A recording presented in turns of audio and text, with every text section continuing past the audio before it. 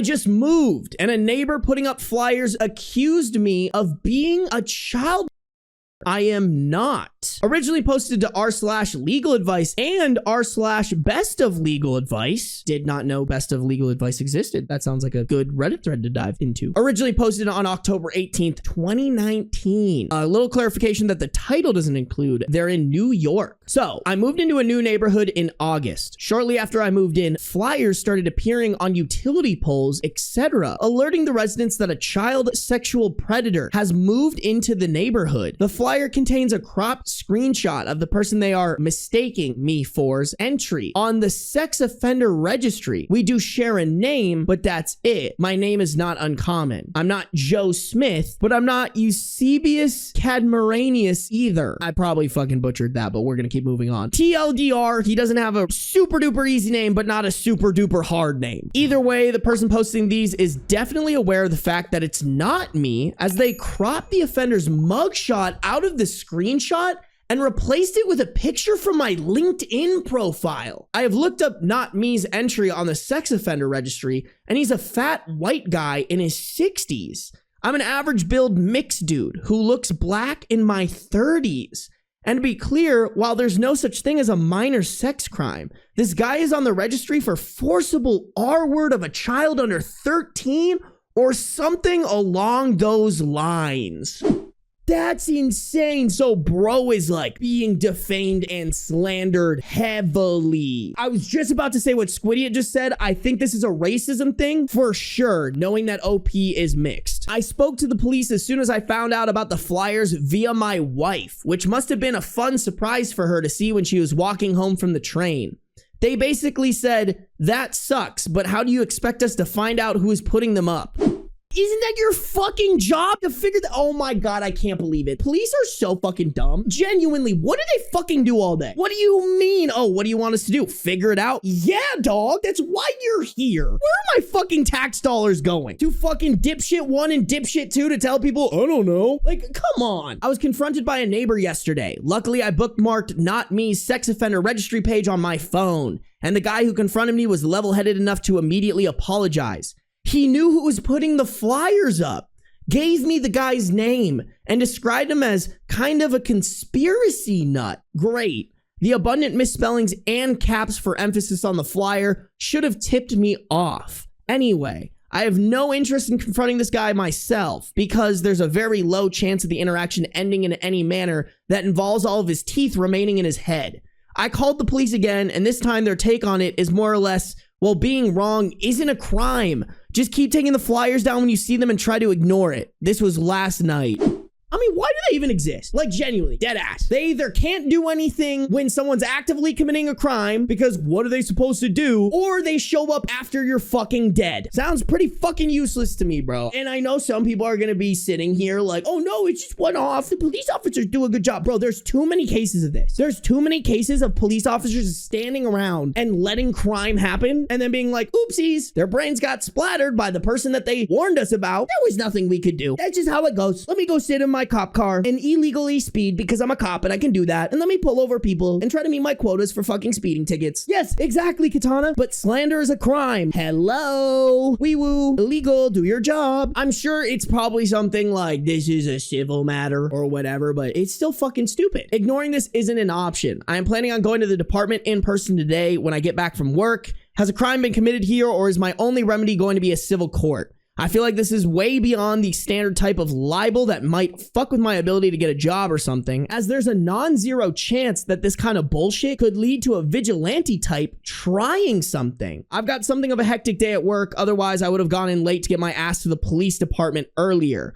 So I might not respond here right away, but if any more information or clarification is needed, I'll get to it as soon as I can. Thanks in advance for the help. Clearly, the fucking police department has proven how incompetent they are. It's fucking banhammer time. It's go to a lawyer who can immediately send a cease and desist and also sue them for defamation. You might not get anything out of it, but at least that'll stop them from putting up the flyers. I also think, and I don't know if this would affect their legal case if they have one, but like, bro, start printing your own posters out. Like, if people started posting these posters, I would be like, hey dog, I am not the person that this person is saying I am. This is the actual actual person, please look it up. Here is the link. I'll make it easy for you. Like scan a QR code or whatever the fuck you need to do. This is not me. Please know that I am being slandered. I think that's what you need to do because yeah, bro, this could easily put yourself in danger of being physically hurt or even being unalived. Couple of relevant comments here. First person said, a rare case of defamation per se, where no damages are needed since OP is falsely accused of being a criminal.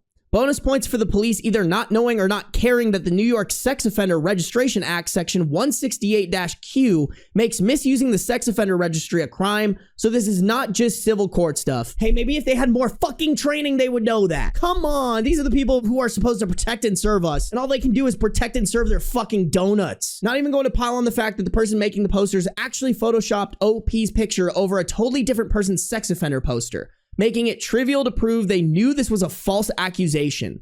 The only tricky part is proving who is putting the posters out, though. Hearsay is not admissible in court, and the cops refuse to investigate. Okay, so maybe priority numero uno is get a video capturing this guy fucking putting up the posters, or find a witness. Another commenter replied to the only tricky part of the previous comment and said, a warning about the consequences of misusing the sex offenders list posted on the police Facebook page with a direct reference to the present situation could be enough to stop it. At least it would alert the neighborhood to what's going on. I mean, sure, bro, but not everybody uses Facebook. What year is this again? 2019? I mean, I wasn't really using Facebook in 2019. I mean, it's better than nothing, don't get me wrong, but I don't think this is gonna fix your problem. Okay, OP replied to that, saying, I'm the OP from the original legal advice thread, which is now locked. The guy who confronted me was incredibly conciliatory after I showed him the actual sex offender registry page. We exchanged contact information. He offered to help me clear things up. I didn't get specifics, but it seemed like his knowledge about who put the posters up was firsthand, so I'm going to reach out to him about speaking to the police or testifying, depending on how this goes. Oh yeah, they have a literal witness. That's not hearsay then. If they have a witness, you don't need a video or anything like that. It's like, this guy literally saw this other guy putting up the fucking posters. Then we have a comment here that looks like it's OP answering a lot of questions from the comments when the post was posted to Bestof Legal Advice. First off, a bunch of people mentioned potentially difficulty with collecting a judgment if I go to the civil route, and this dude doesn't own property. The north half of my block is all apartments, and most of which are rentals. The south half, where I live, is all single family houses. I don't know where the person hanging the poster lives, but I don't care about making a buck off of this. My preference is, by far, to avoid any civil litigation in favor of handling this through the police if at all possible. Okay, so that's him saying he would prefer if the police charged him with a crime over suing this guy. I think that's what he's saying. But if I sue this guy, I don't care about collecting. To be blunt, my wife and I both have reasonably high-paying jobs, so if we were to sue this guy, it would be more about extracting a pound of flesh or forcing him to deal with a judgment hanging over his head. I know it's petty, and I am not normally the vindictive type, but in this context, I am perfectly content to be an asshole about it. This is where you go full asshole. This is not when you show mercy. This guy tried to ruin your fucking life and put your life in danger. Absolutely not. We're going for the fucking throat here. So OP replied to a comment from a user saying, OP said he was mixed and appeared black. I'm wondering if this has something to do with it. Crackpot conspiracy theories and bigotry are often correlated. OP replied to that saying, one of the first things my wife said about the situation was that she wouldn't be surprised if this is related to the fact that the only black guys she's seen on the block since moving in are me and a maintenance man in one of the buildings down the street. I try to avoid jumping right to assuming that negative interactions with other people are rooted in racism, but unfortunately, I am proven wrong on that more often than I care to admit. And the fact that racism and conspiracy bullshit tend to go hand in hand, yeah, we been knew it's probably a racism thing. Another commenter said, and if OP's wife is of a different race, that usually adds a lot of animosity in a racist bigot's mind. OP replied to that saying, my wife is white as the driven snow. She's actually Jewish, and if this is rooted in the standard brand of conspiracy whack job racism, it's a good thing this asshole doesn't know about it. Another commenter said, all legal avenues aside, if this were me, I'd be going around putting up my own posters, acknowledging that I'm aware of what's going on and making it very clear that it isn't me. I'd include my picture in the actual sex offender's pictures side by side and a link to the registry if anyone cares to write it down and check for themselves. And finally, a notice of intent to sue for defamation. He's not wrong in thinking this could lead to some serious vigilante actions against him if it's not nipped in the bud as soon as possible. OP replied, this is fantastic advice and I will definitely be putting my own posters up. Thank you for suggesting it.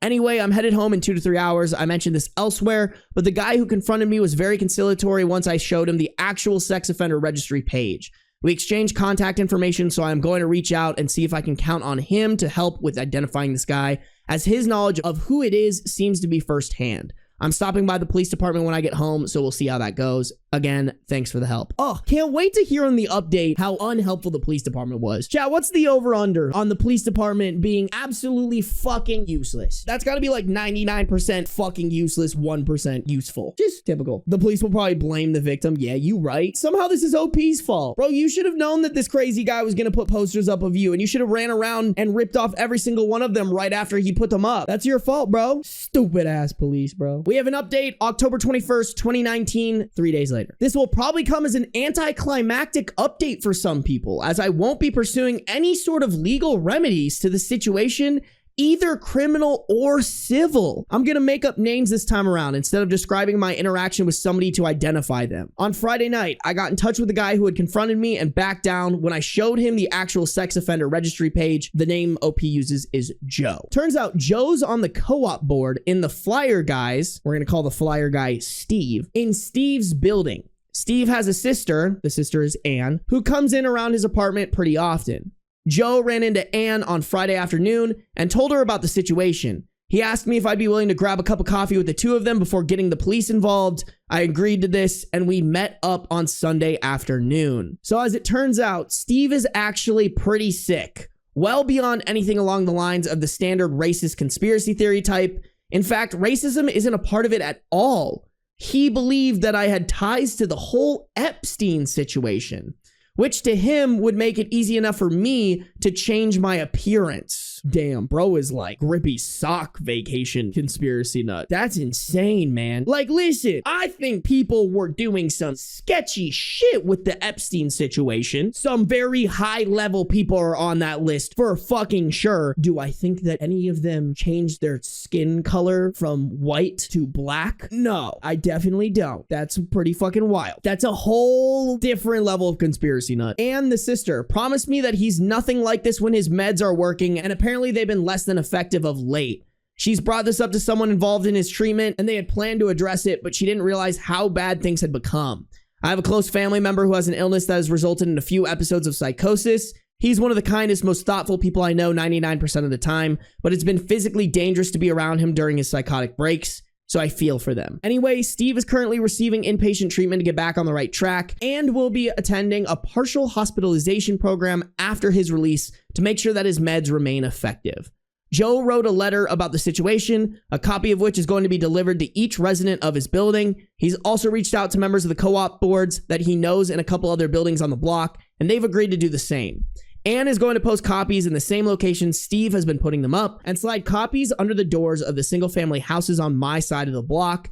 She's genuinely incredibly apologetic, and I don't see any reason to push the issue with law enforcement or in court, provided Steve is getting adequate treatment so something like this doesn't happen again. So yeah, all things considered, while this isn't necessarily a happy ending, I'm glad this guy's getting the help he needs and that there are people who are willing to step up and help with clearing my name. All in all, the resolution has made a greater impression on me than the issue that necessitated its development, and I feel like I picked a pretty good block to live on. Thanks again for all the advice, and apologies to anyone who had their justice boner killed. That's a crazy thing to call it, justice boner. I can't disagree. Even though I was fucking go for the jugular, I think OP made the right decision. Now, here's one thing. I think a caveat that OP should add in here is like, hey bro, like I get it, shit happens, but y'all cannot leave this guy by himself. Like it sounds like this guy lives by himself, right? Steve has a sister who comes in around his apartment pretty often. I think a caveat to this should be OP saying, hey bro, this guy can't be by himself. If there's a possibility that he could be so out of it that he's doing things as dangerous as this, he needs adult supervision at all times, or just somebody who can see what he's doing at all times so that they can prevent him literally ruining someone's life and potentially putting them in danger. That's my only caveat, is like, hey, I'm glad this guy's getting the medication that he needs. I think this opens up a huge conversation about like mental health and how much we need more funding in helping people get the mental help that they need, like this guy. That being said, since that doesn't exist yet, that, I think it really does have to be like, this guy cannot be on his own. Like either he needs to be put in a hospital 24/7 to be watched over, or like put somebody on him, make sure someone's taking care of him. Yeah, I know he'll be in a partial hospitalization program after, but like what if he gets out of the hospital and a year later his meds stop being as effective again? You know what I'm saying, Sarah? Like I'm saying that this guy needs someone around him all the time. If any of my siblings were experiencing something like this, I would be like, hey, we got to figure something out where I live with you, you live with me. There's some situation where like I am checking in on you so that I can make sure that if there's a potential that you could be a danger to yourself and others, that I'm at least close by enough to identify those issues. That's what I would be telling the sister is like, hey, we're going to do the right thing, but there needs to be more precautions here because clearly the precautions we've been taking have not been enough. PHP is all day, but you go home at night. Okay, maybe I was misreading that. Maybe the partial hospitalization program is permanent. Is that true? Is that something that would be permanent or would that just be temporary? PHP is generally only a few weeks. Okay, that's what I was thinking. I was like, this is not a permanent fix. This is a band-aid on a wound where the stitches could break open. Don't get me wrong, they could also not, but like it sounds like this was not a situation that was being closely monitored before. Glad he's getting the help though. Dude, the brain's scary. The fact that like a switch could go off in here and like we could just be like losing it, it's kind of fucking scary.